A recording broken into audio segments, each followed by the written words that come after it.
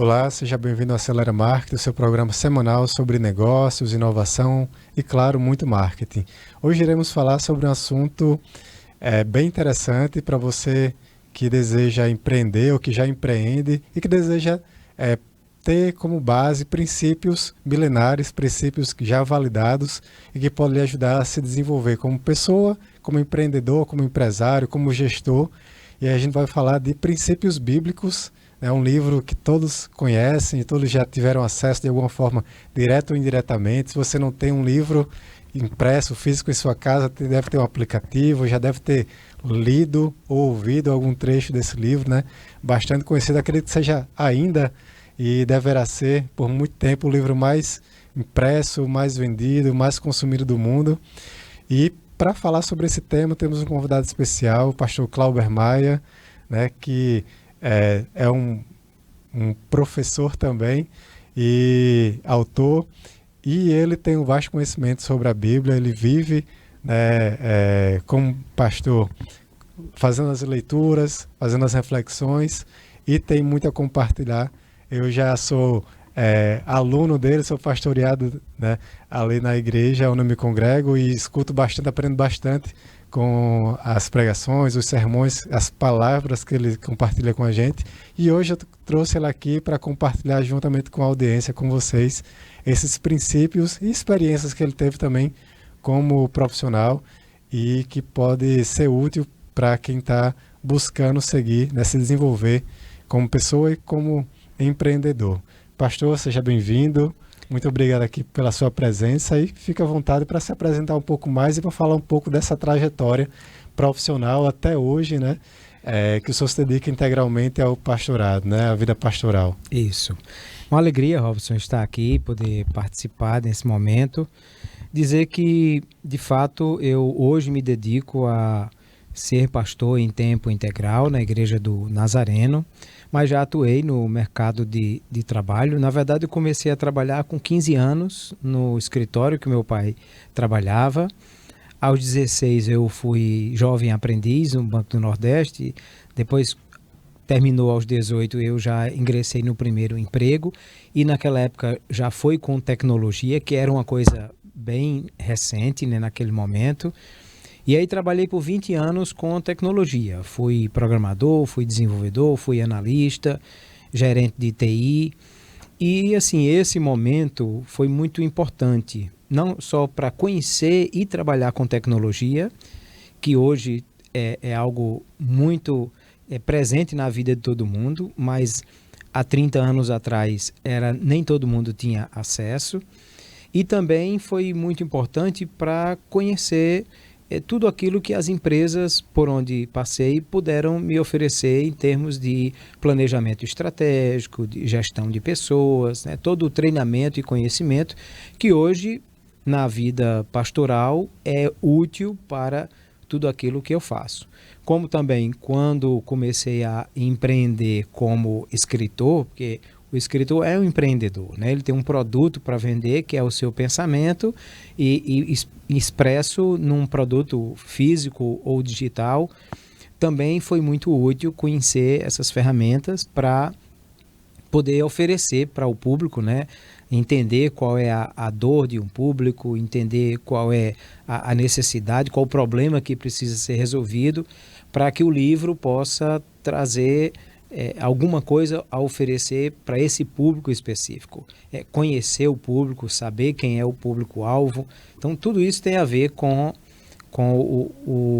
a profissão de escritor, né?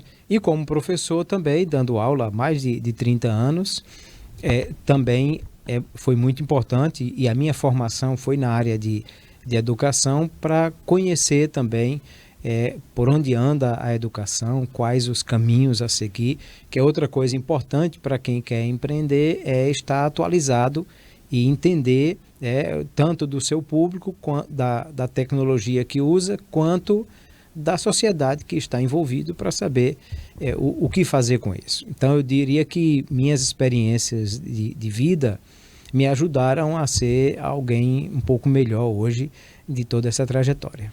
Então, a experiência como profissional, como empreendedor, né, livros, até empreendendo com a família também, né? Sim. Você falou há pouco tempo no off, eu sei que no off não conta só o que a gente fala para as câmeras, mas que empreendeu, que sua família empreende desde o início da pandemia, né? Isso. Que muita gente, de fato, começou a empreender por necessidade ali, por alguma oportunidade que surgiu naquele momento.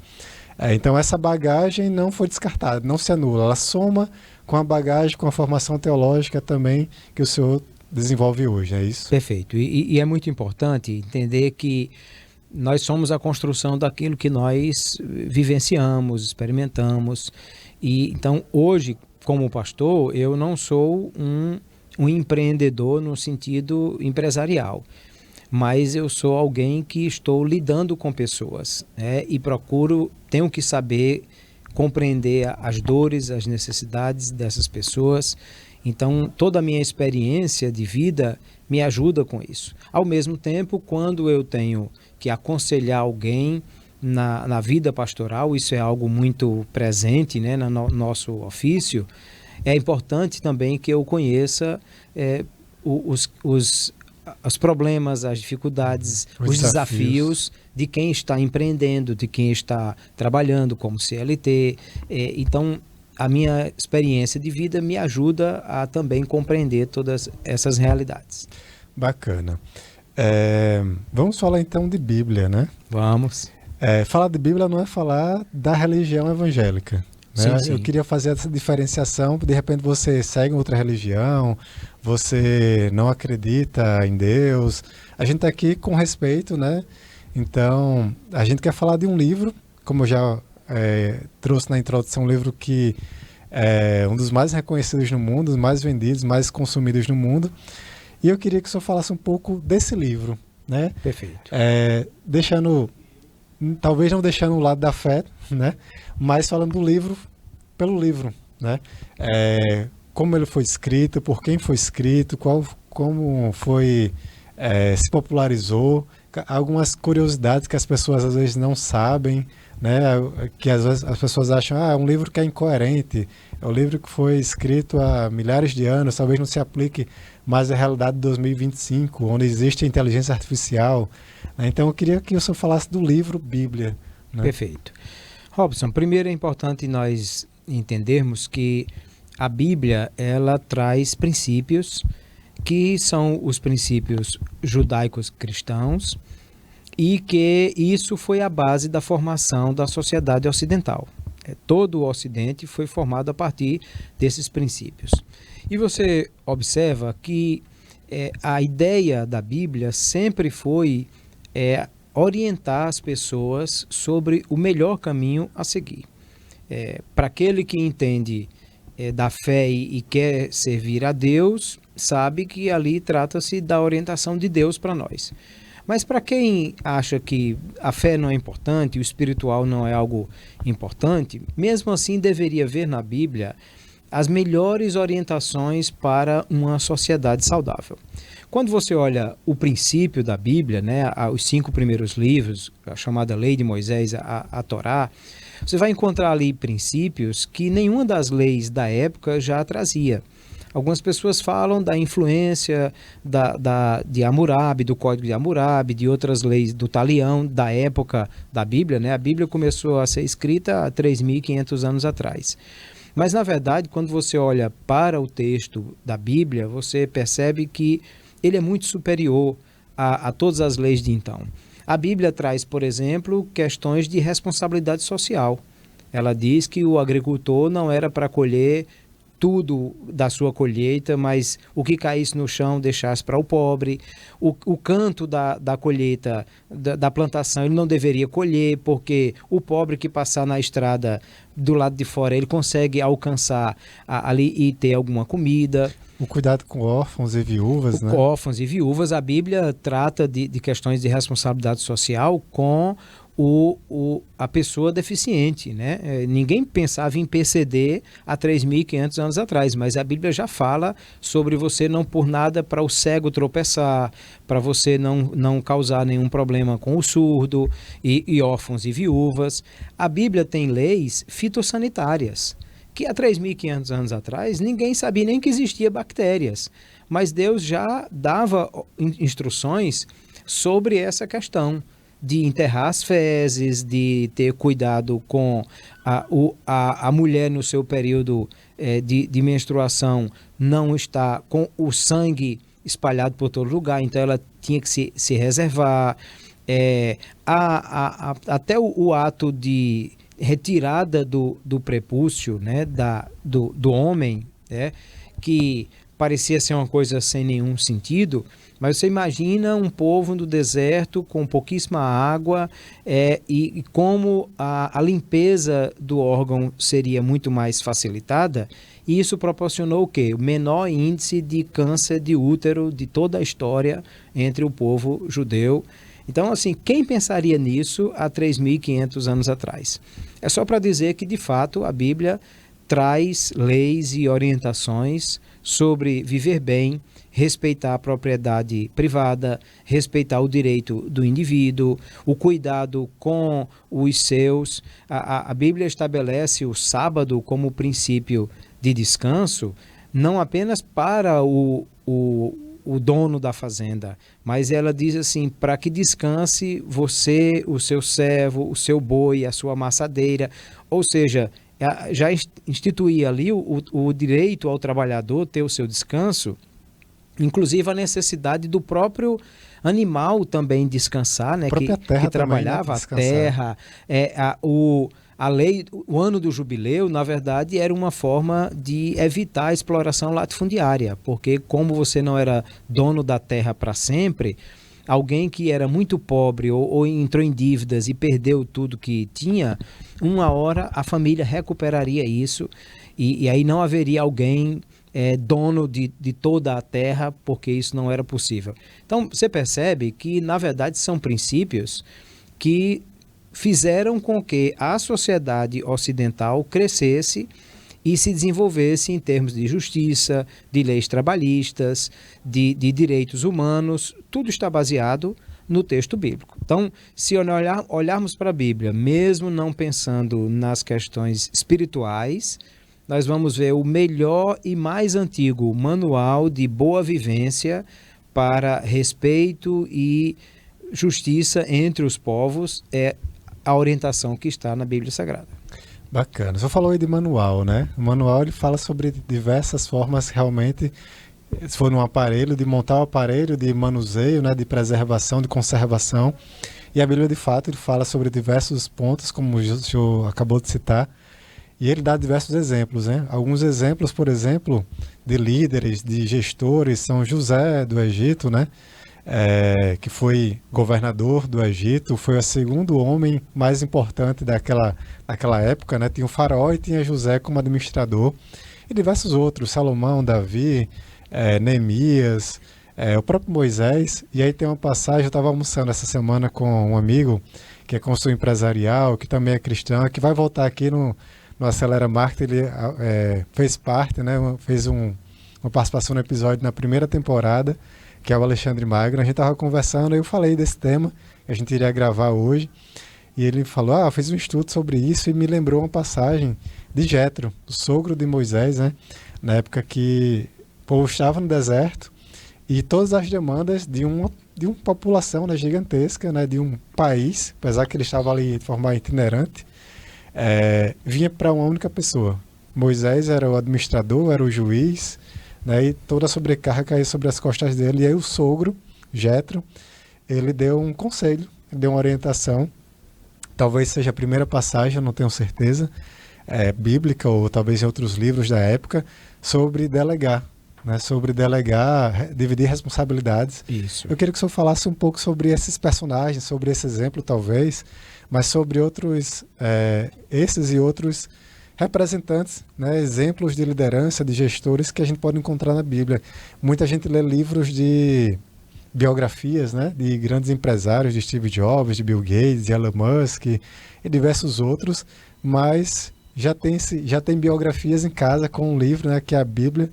Queria que o senhor compartilhasse um pouco desses casos que a gente pode encontrar nesse livro. Perfeito. A Bíblia, ela tem esse relato de muitos homens e mulheres que foram importantes para a sua época e que na época nós não tínhamos essa formação nem essa nomenclatura que temos hoje, mas que podemos observar esses princípios, né, ali estabelecidos. Quando você fala de Moisés, de fato, Moisés ele foi criado como filho da filha de Faraó, alguém que estava no trono do Egito e que ele tinha, portanto, a ideia do poder centralizado do rei. E aí ele sai com o povo de Israel do Egito e para formar uma nação. E de fato aquela nação no seu nascedouro, ela não tem essa organização administrativa. Então Moisés se preocupa com que tudo funcione e a base do que ele fazia, na verdade, eram os princípios de justiça, né? Porque, na verdade, haviam as tarefas do dia a dia eram distribuídas, né? Tinha o carpinteiro, tinha o artesão, tinha o que cuidava dos animais. Então, essas tarefas eram distribuídas. Mas o que não era distribuído era a liderança. Tudo concentrava em Moisés. E Moisés fazia o papel ali de um legislador, de um juiz, de alguém que cuidava da justiça. Então chegava alguém e dizia, olha, minha galinha sumiu e acho que foi o vizinho. Então não tinha a quem levar esse assunto, levava a Moisés. E aí era uma fila enorme de gente todos os dias, imagine, eram milhares de pessoas, né? E aí o que Jétro diz a Moisés é, olha, estabeleça líderes. Um líder de 100, outro líder de 1000, mais ou menos o que a gente poderia ver hoje numa hierarquia militar, né? O cabo, o sargento, o tenente. E aí, assim, o problema da galinha que sumiu, o cabo resolve. É coisa simples ali em duas pessoas. O problema for maior, leva ao superior, e um problema muito grande é que chegaria a Moisés. Então, de fato, Jétro ali traz princípios de delegação de tarefas, de distribuição de liderança, né? Que nós podemos observar e que até hoje nós temos dificuldades, né? De líderes que são centralizadores e que não sabem compartilhar a liderança, confiando em pessoas, delegando tarefas, acompanhando isso aí. Quando você olha para José, a maioria das pessoas podem conhecer como José do Egito, você vê que é alguém que não teve treinamento nenhum, mas ele foi colocado como administrador da casa de Potifar. E ali, certamente, ele desenvolveu princípios de liderança. Quando Faraó tem o sonho e conta a José, você percebe que há princípios ali de administração fantásticos, porque José diz, olha, o que vai acontecer é que Deus está mostrando que haverão 7 anos de fartura no Egito. Então, nesses 7 anos, o que você deve fazer? Você deve comprar essa produção, construa locais para armazenar. Ele, inclusive, orienta que o armazenamento seja feito nos locais sagrados com os sacerdotes. E aí você tem duas coisas importantes, porque se o sacerdote é quem toma conta do silo de alimento, quando faltar alimento, as pessoas não vão invadir e roubar, porque é território sagrado. Ao mesmo tempo, o sacerdote tem a sua comida garantida, então ele vai ter interesse de continuar aquilo ali. Ao mesmo tempo, ele disse que isso fosse colocado em cidades distintas. Então, logística de distribuição. Porque se você tivesse tudo num único lugar, o Egito era muito grande, né? Metade da África, aquela época, só que seguia o curso do Nilo. Então, em várias cidades foi feito isso. Enquanto a produção era crescente e ele foi comprando toda essa produção e armazenando, foi tudo ok. No dia que os 7 anos de fome chegaram, aí sim a logística de distribuição desse alimento que se viu que foi realmente trabalho de alguém muito inteligente. que há 3.000 anos atrás ninguém pensaria em algo disso. E daí eu quero que o senhor siga o raciocínio, tá? É bem interessante. Houve uma identificação de um problema, né? Um planejamento estratégico, um cronograma de ações, né? Então tudo isso que a gente fala hoje em dia, Sim. que você paga palestra, que você vai para uma formação superior, já foi colocado em prática ali, a gente consegue observar numa história de 2, 3 mil anos atrás, né? Perfeito, porque identificando que haveria a necessidade, então já houve a ação prévia, né, de guardar aquele alimento e ao mesmo tempo pensar, mas guardar como?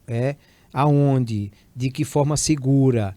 Então, de fato, nós vemos princípios aí de gestão, de engenharia de produção, na verdade, com José, porque ele pensa em armazenamento, ele pensa em logística de distribuição, ele pensa em segurança dos alimentos, e aí são muitos princípios que podemos encontrar, né? Lá na frente, bem lá mais na frente, né, Salomão vai ter outros princípios muito interessantes, porque se você olha para o território de Israel, você vai ver que, à época, as duas grandes regiões onde haviam nações poderosas eram ao sul, no Egito, e ao norte, a Mesopotâmia. De um lado fica o Mar Mediterrâneo, do outro lado fica o deserto da Arábia. Ou seja, todas as vezes que o Egito quisesse expandir as suas terras, seu comércio, para a região do norte, para a Mesopotâmia, ele teria que atravessar o território de Israel, porque não tinha outro caminho.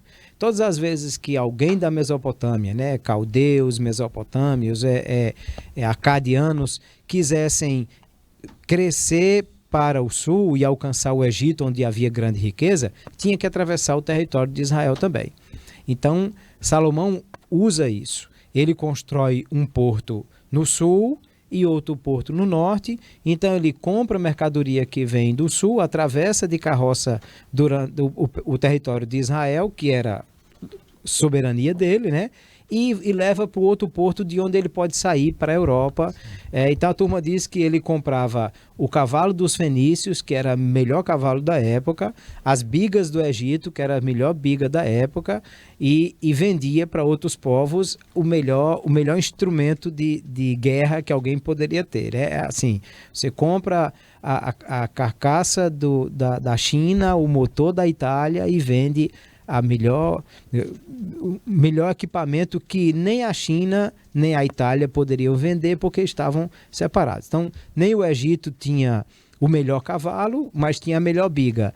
Os fenícios tinham os melhores cavalos, mas não tinha a melhor biga. Salomão faz fronteira com um ao norte, com o outro ao sul, compra dos dois e vende. Então, assim, comércio de Salomão o fez o homem mais rico da sua época, porque ele era muito inteligente. Sabia utilizar bem a posição estratégica que ele estava, né? Que é outra coisa importante que a gente vê hoje no mercado, né? Às vezes você está numa posição, seja geográfica ou mesmo de transação comercial, que você tem uma vantagem competitiva sobre outras pessoas. Então, nada melhor do que saber utilizar a sua vantagem competitiva sobre os demais, porque você tem acesso a essas questões. Então, quer dizer, Salomão foi há 3.000 anos atrás e ele já empregava princípios de comércio que até hoje são muito válidos. Eu iria levantar essa bola no finalzinho, do meio para o final, mas eu acho que o gancho é interessante, né? Vantagem competitiva é diferente de querer tirar vantagem das coisas, né? Hoje é muito fácil e é muito popular as pessoas quererem tirar vantagem, fazer um jeitinho de se beneficiar, mesmo que de forma que não seja ética, para sair na frente, para ganhar mais espaço, para ganhar mais dinheiro. Mas a Bíblia ensina o contrário, né? Ensina a ética, ensina a você fazer da forma correta, justa. Como é que a gente pode pegar esses princípios da Bíblia e de repente pode até citar versículos, alguma passagem, algum caso, né? Exemplificado na Bíblia, como a gente já vem tratando. Como é que o empreendedor pode se apropriar desses princípios e seguir firme porque a tentação é grande, né? Porque até pressão mesmo existe do mercado, dos concorrentes, de algum parceiro. Ó, faça desse jeito aqui que você vai ganhar mais rápido, vai ganhar mais, você vai, enfim, sair na frente do concorrente, mas não por meio de uma vantagem competitiva que é natural, né? Como o senhor deu o exemplo aí muito bem, de localização, você produz algo melhor, isso é uma vantagem competitiva, mas de uma vantagem desleal, né? Né, de forma desleal. Que princípio bíblico a gente pode se firmar para poder trabalhar da forma correta? Perfeito, Robson. Você tocou num assunto muito importante, porque aí quando nós olhamos para os princípios bíblicos e muito mais ainda para os ensinamentos de Jesus, nós vamos ver que ele trata muito fortemente das questões de justiça, de fidelidade, de ética, porque hoje isso é muito importante no mundo. Na verdade, isso se trata de questões de confiança, né? Porque por que ser ético, por que ser justo? Porque você passa para o seu parceiro de negócio essa mensagem, né, de que você é uma pessoa confiável, você não faz coisas erradas. E nós podemos buscar aí o histórico recente do Brasil e vamos ver que pessoas que ganharam muito dinheiro de forma corrupta, em outro dia perderam tudo, foram para a prisão, escândalo nacional, empresas que eram tidas, grandes empresas no Brasil, que foram pegas em casos de corrupção, de suborno, e perderam grandes parceiros internacionais por causa disso. Então, nós observamos que não vale a pena. Quando você trata, principalmente com o mercado internacional, algo muito importante aí é a confiabilidade. A credibilidade, né? Credibilidade, que tem a ver com fidelidade, que tem a ver com justiça, que tem a ver com todas essas coisas. Então, é possível você dizer, não, eu vou ganhar dinheiro aqui de forma desonesta e vou sonegar um imposto, eu vou comprar e não pagar, eu vou fazer alguma coisa, vender um produto de qualidade inferior, como se fosse melhor, mas isso tem perna curta. Amanhã isso não se sustenta. E aí, quando a verdade vem à tona, é uma credibilidade jogada no lixo, é toda uma história perdida. Então, quando Deus nos apresenta modelo de justiça, de fidelidade, de ética, ele não é sobre Deus nesse caso, é sobre nós, é sobre o relacionamento saudável entre pessoas. A esposa que trai o marido se torna sem confiança e isso abala o relacionamento. O fornecedor que trai o parceiro perde a confiança e aí amanhã não há mais como continuar com essa parceria.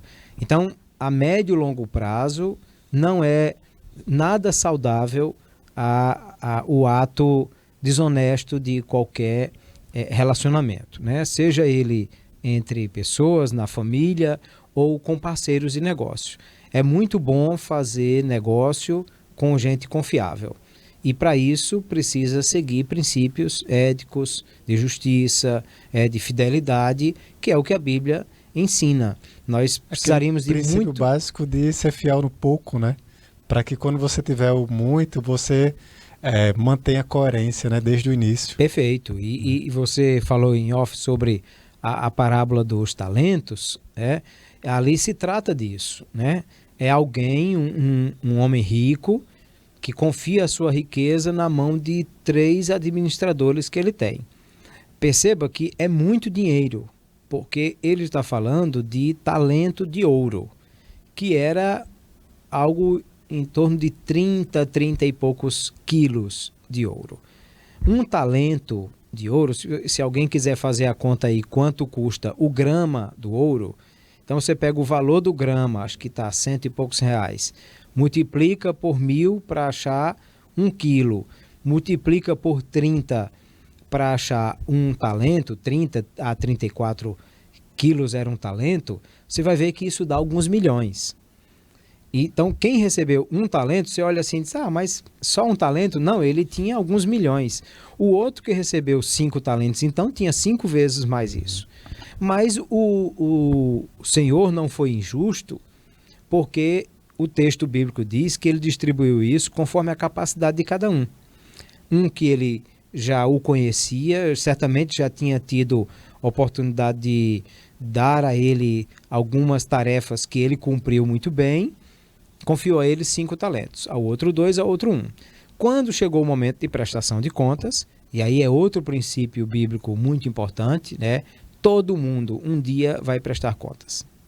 Todo mundo um dia vai ter que... Não há nada oculto que não seja revelado um dia, né? Isso. E se você não vai prestar contas de forma oficial, vamos dizer, porque assim, o governante, né, o prefeito, o governador, o presidente, suas contas vão ser verificadas pelo Tribunal de Contas. O vereador, o deputado, tudo vai ser verificado. O portal da transparência está aí para todo mundo ter acesso a isso. Mas o pai de família, ele também um dia vai prestar contas no sentido de qual é o legado que ele deixou para sua família e aí vai.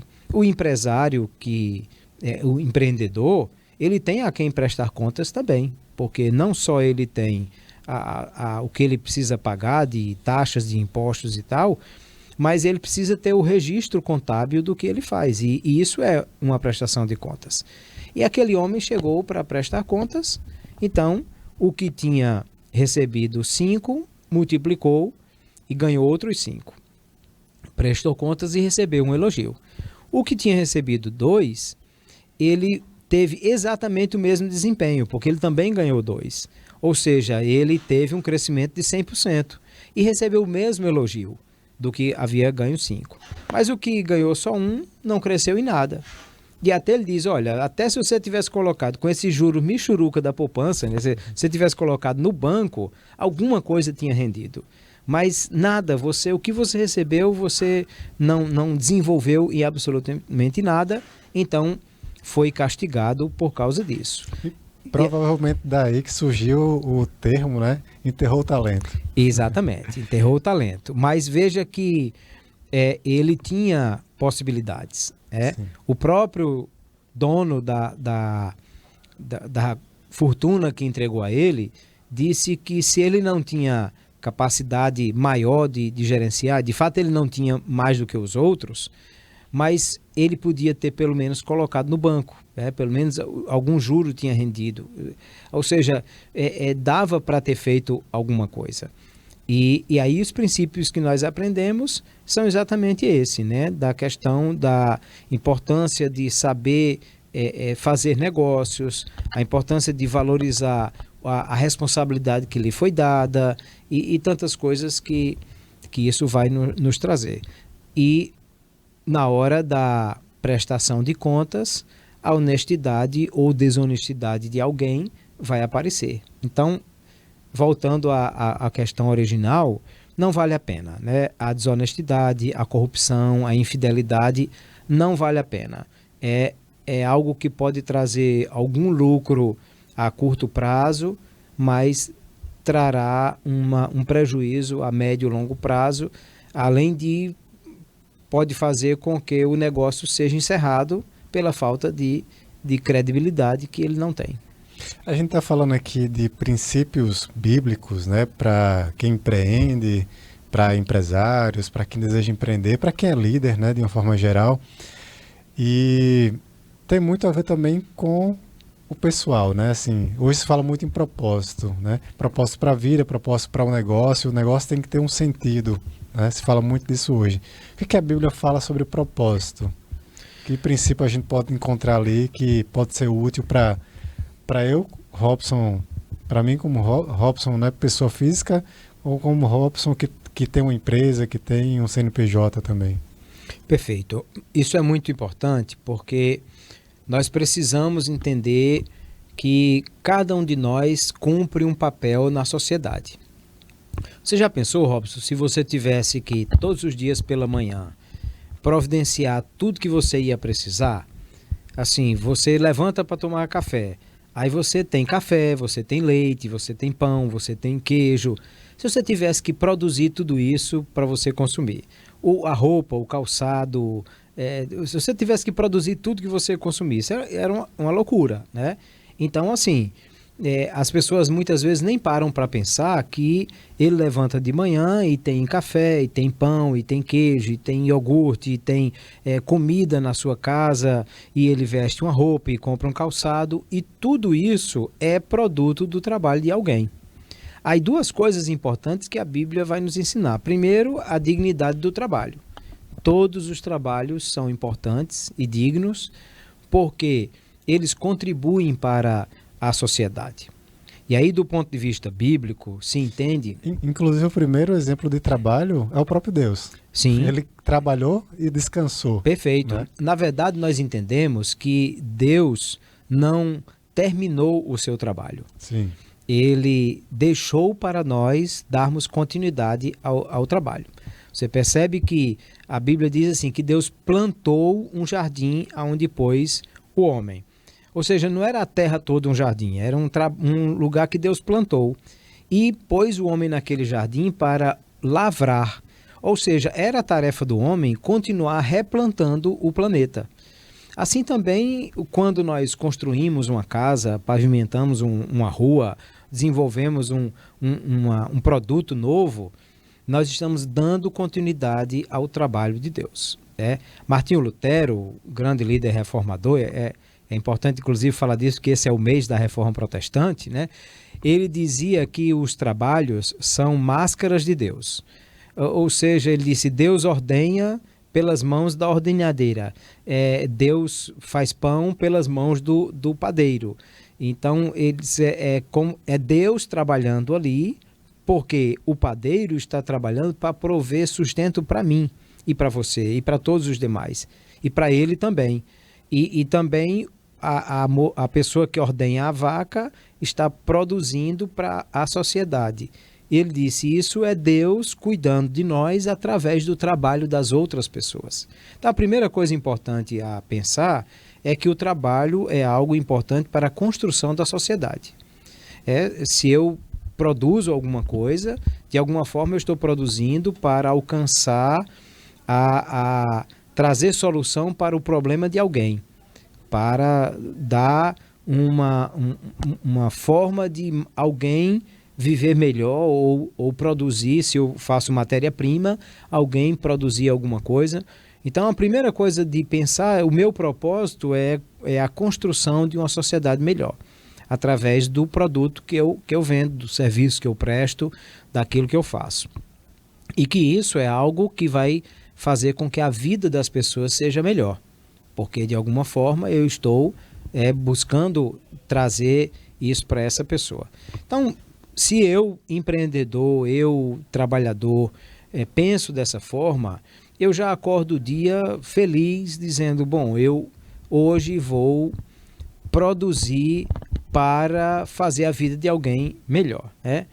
Alguém diz que um grande homem de Deus do passado levantava pela manhã e perguntava, e aí Deus, o que vamos fazer hoje juntos, né?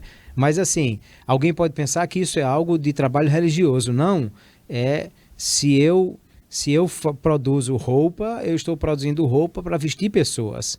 E vestir pessoas tem a ver com o cuidado de Deus com elas também. Então, eu produzo roupas e eu posso levantar de manhã e dizer, Deus, o que vamos fazer hoje? Roupas para vestir pessoas, aí roupas boas, de boa qualidade, para que as pessoas se sintam bem ao vesti-las. A primeira coisa é pensar que o trabalho é algo digno para a construção da sociedade.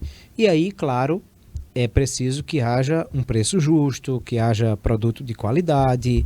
Então, tudo isso faz parte daquilo que são os princípios que a Bíblia nos ensina para que nós possamos construir uma sociedade melhor. Claro que também faz parte daquilo que Deus nos deixou a questão da criatividade, porque entendemos que o homem foi feito à imagem de Deus. E a imagem de Deus tem a ver com a questão intelectual também. Então, o único Deus, o único ser criativo do universo, que foi o que criou todas as coisas, compartilhou conosco da sua criatividade. Logo, quando eu penso e eu desenvolvo coisas novas, eu estou fazendo um trabalho que tem a ver com aquilo que Deus nos deu, que é a criatividade. Então, ser criativo, não somente no sentido de pintar um quadro, fazer uma poesia ou compor uma música, mas de bolar um novo design para uma embalagem, para produzir um novo produto. Tudo isso tem a ver com o que recebemos de Deus, da capacidade criativa que Ele nos deu. Perceba que os animais não têm isso. O João de Barro sabe fazer a casinha dele, mas ele só faz aquele modelo. Peça a ele para fazer um duplex, que ele não sabe, porque ele faz por instinto. Enquanto que o engenheiro que produz uma casa, ele faz com razão, com raciocínio, com inteligência e com criatividade. Deus fez o mundo do nada e ele deu origem a todas as coisas. E os homens usam o que Deus fez para criar coisas novas a partir de matérias já existentes. Essa é a grande diferença. Então, na verdade, nós damos continuidade ao trabalho de Deus na construção desse mundo. E se a gente olha dessa forma, nós vamos encontrar propósito em tudo aquilo que fazemos. Então, a gente está falando de propósito, né, de nossa missão, né, como pequenos servos de Deus, ali, criaturas de Deus, para multiplicar o trabalho que ele iniciou. Mas nem todo trabalho é legal de fazer, né? Às vezes a gente tem ali uma profissão, eu amo meu trabalho, amo minha profissão, mas tem aquela coisa que é chata, que eu tenho que fazer, que é repetitiva, mas é necessário fazer. E a Bíblia tem uma passagem que eu lembrei aqui agora, fui consultar, Colossenses 3:23, que é um princípio também, não só para coisa chata, mas para tudo que a gente vai fazer, que é fazer como se fosse para Deus, né? Não fazer como se fosse uma obrigação, que eu tenho que cumprir ali um papel, que eu tenho que prestar conta para o meu cliente ou para o meu patrão, mas fazer tudo, né, com amor, com dedicação, como se fosse para Deus, né? Que é um princípio também que tem a ver com tudo isso que a gente está falando, Perfeito. Que pode ser aplicado, que pode ser ali anotado num bloco de notas, pode ser ali colocado num post-it para ser um incentivo, ser algo a mais para a gente se inspirar e desempenhar um bom trabalho no dia a dia. É verdade, Robson, e você toca num assunto importante, porque assim, uma das coisas que a Bíblia nos orienta é a questão da maturidade, que tem a ver com crescer enquanto pessoa, e esse crescimento implica em atender às expectativas e às responsabilidades que você tem. Eu gosto sempre de pensar que as crianças fazem o que gostam e os adultos fazem o que precisa, o que é preciso ser feito. Então, claro, eu como pai de família, eu faço aquilo que é necessário para a minha família. Talvez alguém que não tem essa responsabilidade não pensa dessa forma. Eu digo isso, por exemplo, eu tenho filhas. Antes de me deitar, eu verifico se eu ponho o lixo para fora da rua, no local onde vai ser recolhido, eu verifico se todas as portas estão trancadas, se está tudo fechado, se está tudo em ordem, se as luzes estão apagadas e tal. Muitas vezes as minhas filhas não pensam nisso. Por quê? Porque elas não têm essa responsabilidade porque moram na minha casa. Mas quando elas vão morar na casa delas, elas vão perceber, opa, era isso que meu pai fazia e agora quem está responsável por fazer isso sou eu. Porque agora eu moro na minha casa e assim, você pode dizer, poxa, que chatice, toda noite sair verificando se toda a janela está fechada, as portas estão fechadas, se a luz está apagada, se não tem nada errado. Bom, mas isso, na verdade, não é uma chatice, isso é algo necessário. Então, as crianças fazem aquilo que elas gostam, só o que gostam. Alguém, quando só come o que gosta, a gente diz, tem um paladar infantil. Mas o adulto, ele come o que precisa, ele faz o que precisa, ele trabalha naquilo que é necessário. Então, quando nós assumimos responsabilidades, nós entendemos que trabalhar é sempre prazeroso e a gente deve buscar fazer aquilo que gosta, mas aquilo que gosta no sentido de profissão, de função, de vocação, de ocupação. mas não só as tarefas que eu gosto, mas todas as tarefas necessárias para que aquilo que eu gosto seja bem feito. Então, faz parte de maturidade, né? Faz parte de crescer e ser adulto. Bacana. A gente está caminhando para o final. Eu queria agora trazer uma pauta que é liderança, que é gestão de pessoas.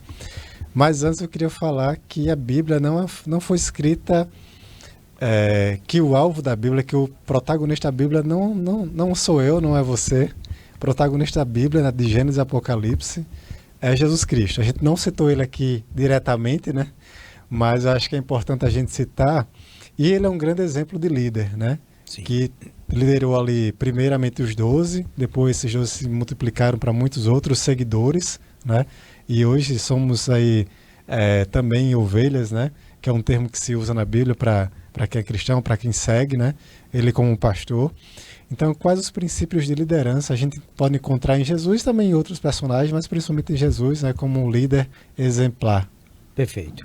Robson, já alguns anos atrás, o pastor batista James Hunt surpreendeu o mundo com o excelente livro sobre questão de liderança, né, que ele chamou de liderança servidora, que era o executivo no mosteiro aprendendo com uma pessoa religiosa princípios de gestão de pessoas. E isso virou uma série de livros, e ele saiu dando palestras pelo mundo afora, e muitas pessoas se encantaram com aquilo. Ora, que coisa linda, um novo modelo de gestão. Não, na verdade, James Hunt trouxe o modelo de gestão de Jesus. Que o primeiro princípio é que o caráter é a base dessa liderança, porque Jesus ensinava daquilo que ele era. Você percebe que quando termina o Sermão da Montanha, capítulo 7 do Evangelho de Mateus, a multidão admirou-se com Jesus. Algumas pessoas não cristãs inclusive, já disseram que talvez o discurso mais incrível sobre como ser alguém melhor no mundo é o Sermão da Montanha de Jesus. E quando Jesus termina de falar sobre aquele sermão, as pessoas ficaram admiradas, diziam, porque ele ensina com autoridade e não como os escribas e fariseus. E por quê? O próprio Jesus disse assim: na cadeira de Moisés estão assentados os escribas e fariseus. Cadeira de Moisés significava, eles são os ensinadores oficiais da lei. Façam tudo o que eles dizem, mas não façam o que eles fazem, porque eles atam fardos pesados aos ombros dos homens, mas eles mesmos nem com o dedo querem movê-los. Jesus estava dizendo o quê? Aquele velho princípio que é o quem diz, faça o que eu digo, mas não faça o que eu faço. E Jesus ensinava que o caráter é a base da liderança, o exemplo é a forma melhor de liderar e a autoridade é a base de influência para a liderança, que são os princípios que o James Hunt trouxe no ensinamento de liderança servidora. Então Jesus mostrou primeiro que você pode cobrar de alguém. Ele disse assim: aprendei de mim que eu sou. O que você faz, o que você atesta o que você faz. Perceba que se alguém começar a dar receitas e fazer consultas por aí, e pode ser que até alguém seja beneficiado por isso, porque não é tão difícil encontrar o remédio para alguns sintomas, mas amanhã, se alguém descobre que esse médico era um charlatão, ele será preso, porque ele não pode exercer a medicina sem ele ser médico. Para isso, hoje, existem todos os instrumentos sociais, né? Tem que ter feito a formação, tem que ter o CRM, assim como o farmacêutico tem que ter lá o seu registro profissional também. Mas o que você é que atesta o que você faz. Então, o princípio de Jesus era exatamente esse. O caráter é o mais importante. E o caráter, ele se apresenta através do exemplo. E foi o que Jesus fez com os seus discípulos.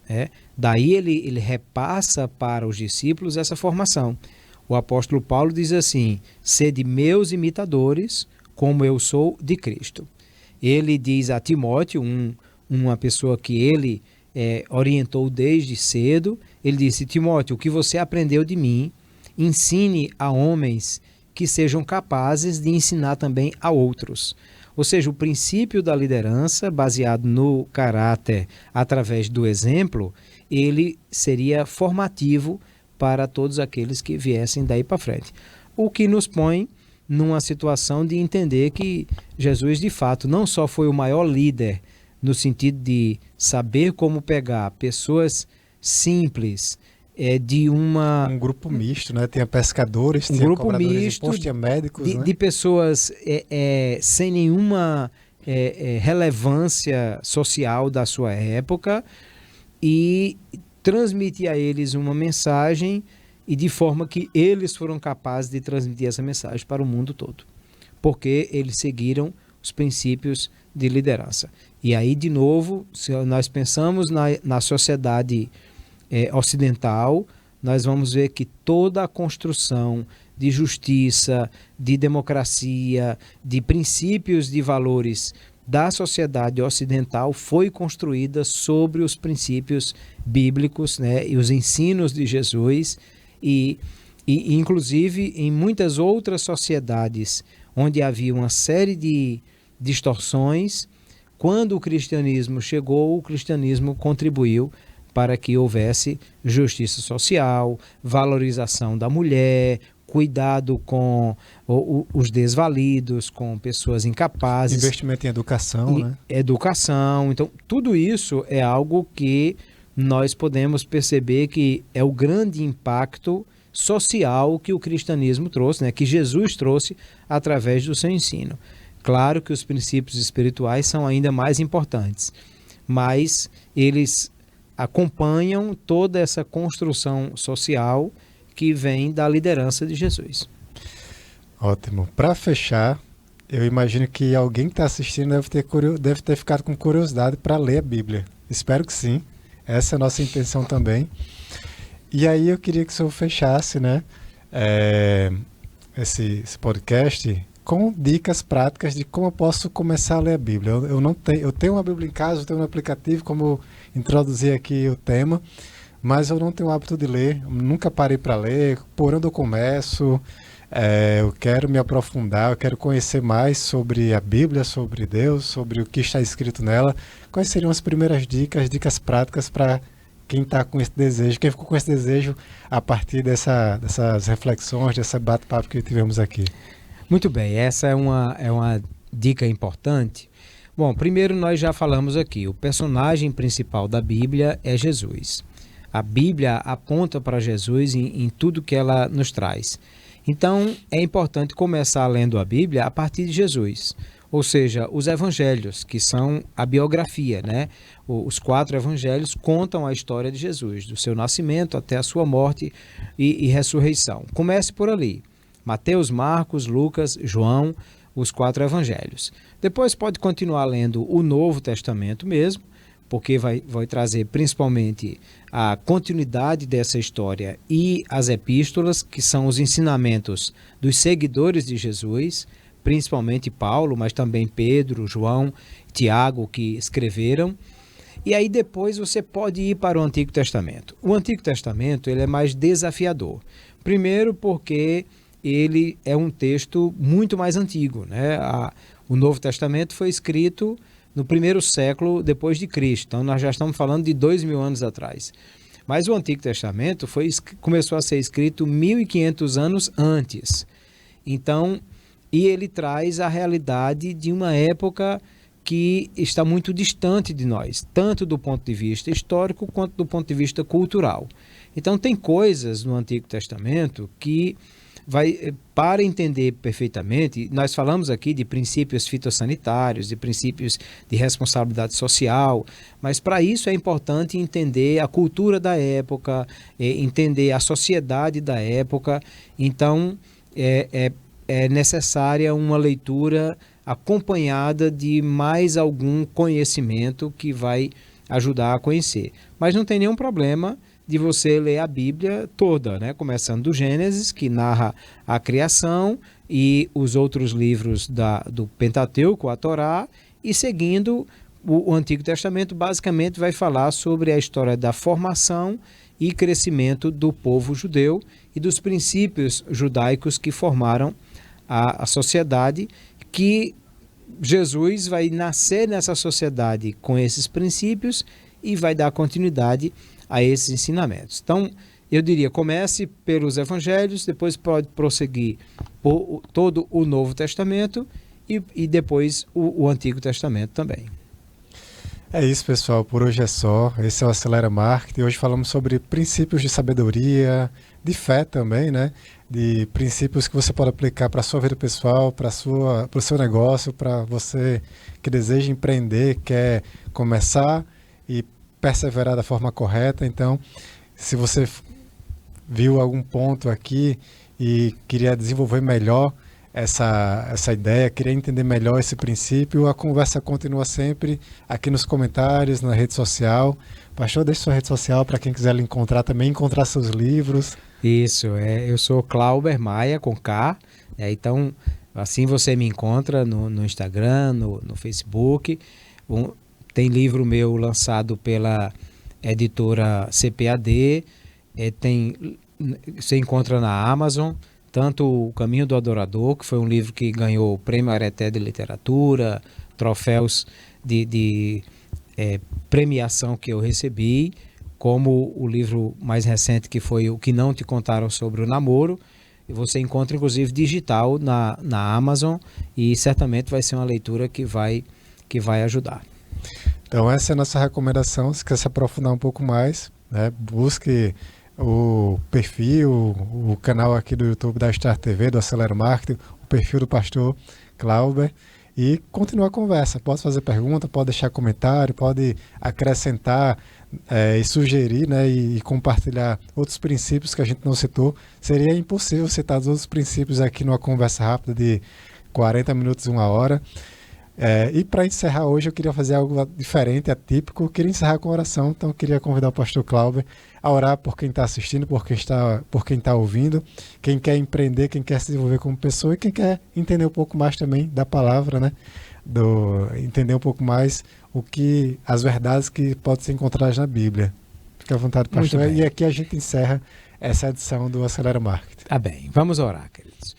Nosso Deus e Pai, nós te somos agradecidos por esse momento que podemos compartilhar desses assuntos, e nós queremos pedir a tua bênção, a tua graça sobre a vida dessa pessoa que está ouvindo, acompanhando, agora assistindo esse programa. Que o Senhor abençoe a vida dele, que o faça prosperar nos seus negócios, que lhe dê inteligência e capacidade para continuar sendo alguém que trabalha para a glória de Deus, para produzir para a sociedade e para fazer do mundo um lugar melhor. Que o Senhor continue abençoando esse programa, que possa continuar trazendo orientações para aqueles que querem se desenvolver, e que cada dia, cada pessoa que te busca possa encontrar a ti e encontrar Jesus Cristo, teu Filho, para se tornar alguém melhor e mais capacitado para a vida e muito mais para a vida eterna. Nós oramos a ti